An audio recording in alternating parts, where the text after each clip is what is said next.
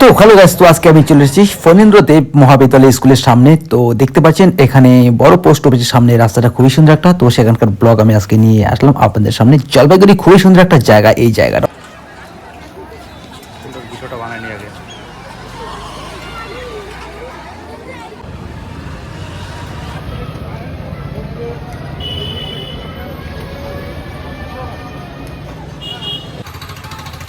তো দেখতে পাচ্ছেন এখানে আমাদের কাকা চাউমিন ভাজতেছে। তো চাউমিনটা এত সুন্দর টেস্টি হয়েছে হয়তো, তো যার জন্য মন দিয়ে ভাজতেছে। দেখছেন আস্তে আস্তে করে উঠাচ্ছে, আস্তে আস্তে করে নজর দিয়ে দেখছে। ওয়াও, খুব সুন্দর টেস্টি চাউমিন। মোটা চাউমিন খাই মজাই আলাদা।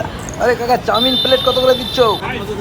তো এইভাবে চাউমিন রেগুলারলি কাকা মনোযোগ দিয়ে ভাজে। তো এখানকার খাবারও তো খুবই টেস্টি হয়, বাচ্চারা এখানে খায়। তো খাবার একটু ভালো রাখতেই হবে, কারণ স্কুলের সামনে যদিও। তো